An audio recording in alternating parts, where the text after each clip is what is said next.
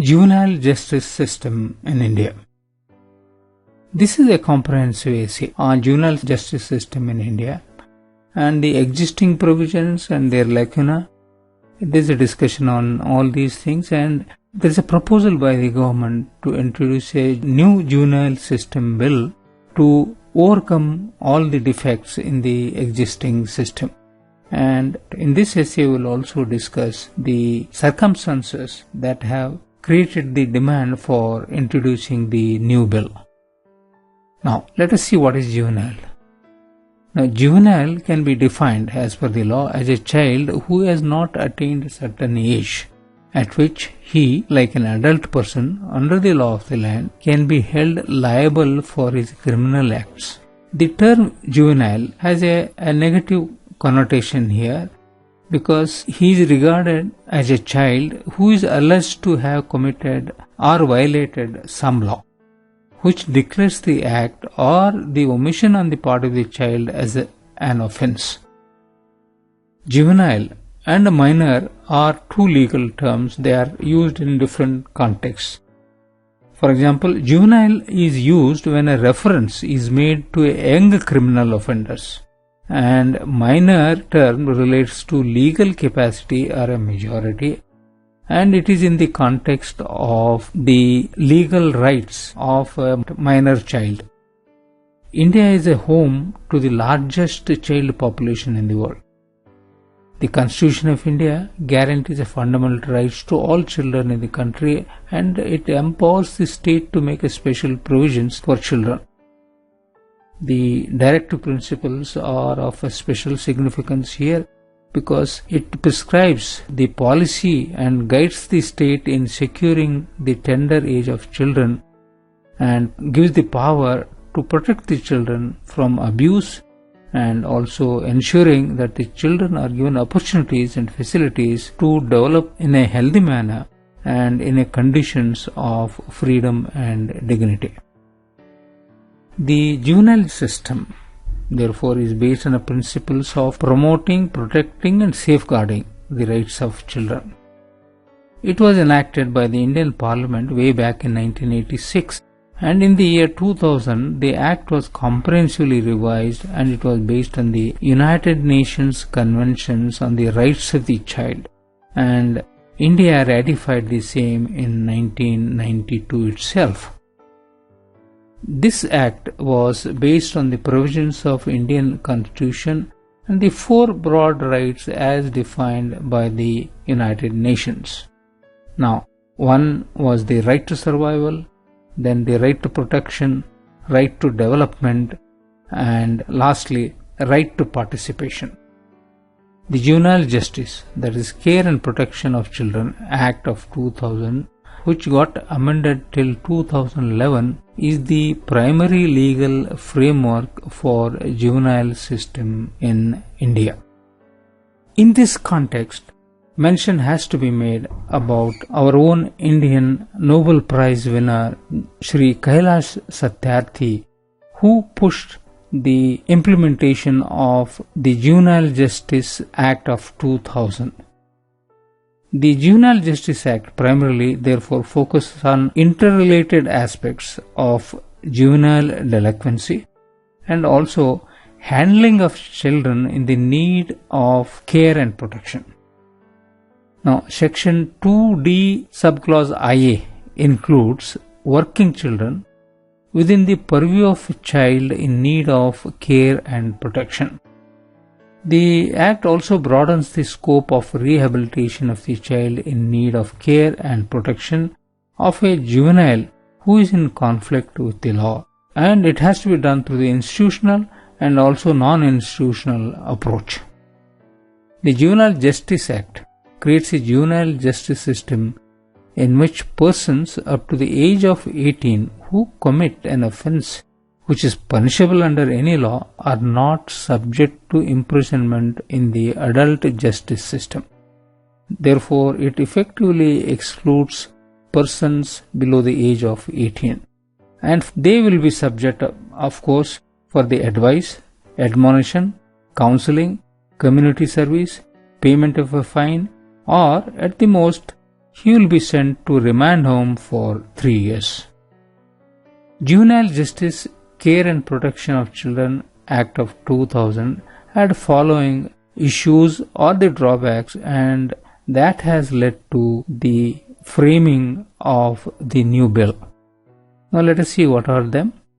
Now, there have been considerable delays and various processes under the Act, and such, for example, the decisions by child welfare committees and juvenile justice boards, which led to high pendency of cases. There were delays in inquiry of cases, and this led to children languishing in homes for years altogether, though their offences were petty offences. There has been an increase in reported incidents of abuse of children in the institutions which were supposed to protect and safeguard them. There were inadequate facilities, quality of care, and rehabilitation measures in homes, and especially those that were not registered under the Act. This resulted in problems such as children repeating the offences, and they were subject to abuse, and there were many runaway children. There was also disruption of adoption and delays in adoption procedures due to faulty and incomplete processing, and there was a lack of timelines specified. Further, there was a lack of clarity regarding the roles, responsibilities and functions, and also accountability of child welfare committees and also juvenile justice boards. Further, it was found that there was limited participation of child in the trial process itself, and invariably there were delays in rehabilitation plans also, and social investigation reports for every child was delayed.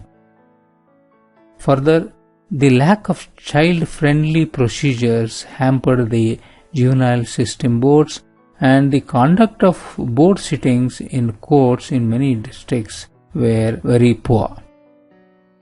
No specific provisions for reporting of abandoned or lost children existed in the Act, and there were no appropriate authorities in order to ensure their adequate care and protection under the Act. The Act also suffered from the fact that there was no registration of institutions under the Juvenile Justice Act, and there was an inability of the states to enforce a registration.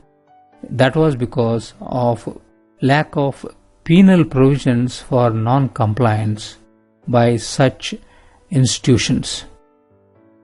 There were inadequate provisions to counter offences against children, such as corporal punishment, sale of children for adoption purposes, ragging, etc. Further, there was an increase in heinous offences committed by children themselves, and there was a lack of any specific provisions to deal with such children. Now, the recent controversy highlighted this aspect in a very brutal manner. As per the reports of the National Crime Records Bureau, violent crimes by juveniles against women have been occurring, and they are very troubling. Crime in India in 2011 is a report by the Bureau, and it suggests the number of rapes that were committed by the juveniles has more than doubled over the past decade. In fact, it was the brutal Delhi gang rape case which brought forth a new controversy related to juvenile justice system in India. One of the accused, as per the police record and according to the reports, was the most aggressive of the lot, and who brutalized the young girl, and he was only 17 years, that is minor as per the law. In India, the sentencing and trial of a juvenile offenders is mandated, but it is governed by the Juvenile Justice Act of 2000. That is, Section 15(1)(g) of the Juvenile Justice Act mandates that the juvenile who is convicted of any offence can be sentenced to a special home for a period of 3 years maximum, and thereafter he should be released on probation. As the accused in this case happened to be juvenile, the maximum time that he could serve was only 3 years or 1095 days in a special rehabilitation home.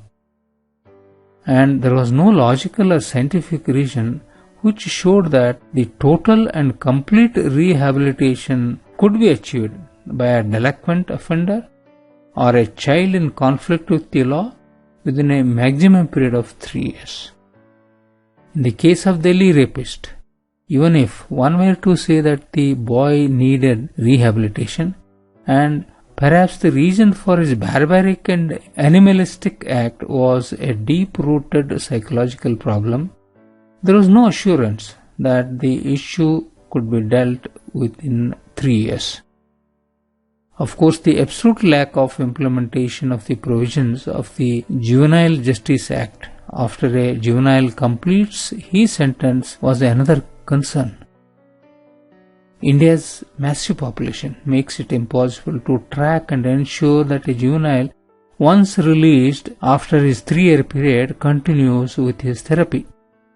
Thus, the demand came up for the juvenile who commits crime of this gravity should not be left out to walk free, and after serving maximum 3 years, that too in a special home. Thus arose the need for a new law on juvenile crimes.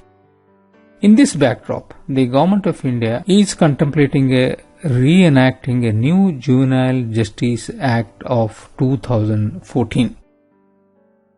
In this bill, there is a specification for procedural safeguards in cases of children who are in conflict with law, that is, juvenile criminals. Now, this new bill seeks to address challenges in the existing act, such as delay in adoption processes, high pendency of cases, accountability of institutions, etc., etc.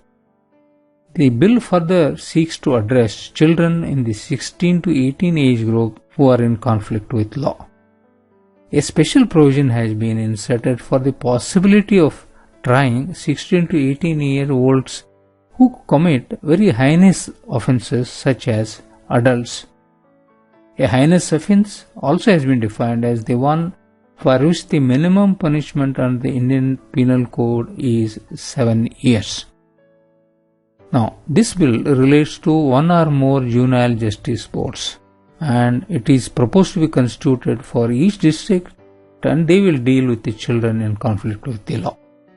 Juvenile justice boards are composed of a metropolitan or a judicial magistrate and 2 social workers, one of whom shall be women. The powers and responsibilities of juvenile justice boards have been defined. They are ensuring a legal aid for a child, 2. adjudicating and disposing of cases related to children in conflict with law, 3. conducting a regular inspection of adult jails to ensure that no child is lodged in such jails and there is no possibility of a child being abused, and also conduct inspection visits. 4th was conducting an inspection of visits of residential facilities for such children. The other provisions in the bill are Children's Court. A children's court is a court established under the Commissions for the Protection of Child Rights Act of 2005 or a special court under the Protection of Children from Sexual Offences Act of 2012. It will try 16 to 18-year-olds who commit heinous offences, and after confirming that they are fit to be tried as adults, it ensures that the child in conflict with law is sent to a place of safety until he attains the age of 21 years. After that, he is transferred to a jail. During the child's stay in place of safety, reformative services such as counseling, etc., shall be provided under the proposed bill. Now, another important aspect is the establishment of child welfare committees. Now, states shall constitute one or more child welfare committees for each district to deal with children in need of care and protection. The powers and responsibilities of child welfare committees would include, among other things, conducting inquiries, selecting registered institutions for the placement of child, addressing orphans and abandoned children and surrendered children and sexually abused children. Then there is a provision for a special juvenile police units and child welfare police officers. A special juvenile police unit will be established in each district, and it will consist of a police officer and 2 social workers. One child welfare police officer will be present in every police station. As regards the adoption procedure, special provisions have been made, that is, prospective and adoptive parents must be consenting. A single or a divorced person can also adopt, but a single male cannot adopt a girl child. Parents must be physically fit, financially sound, and mentally alert and motivated to adopt. This is regarding the potential parents who have come forward to adopt a child. There are also regulations regarding adoption, and they shall be framed by the Central Adoption Resource Authority. There are provisions regarding penalties of violation of the proposed bill. That is, any official who does not report an abandoned or orphaned child within 24 hours is liable to imprisonment up to 6 months or a fine of 10,000 rupees. The penalty for non-registration of a child care institution is imprisonment up to 1 year or fine of 1 lakh rupees or both. The penalty for giving a child intoxicating liquor, narcotic or psychotropic substance is imprisonment up to 7 years or fine of 1 lakh rupees or both. This proposed draft bill on juvenile justice system is therefore proposes to provide a comprehensive mechanism to deal with the children who are in conflict with the law, as well as those children who are in need of care and protection. However, only a stringent implementation can provide a meaningful picture which is true to the spirit of law.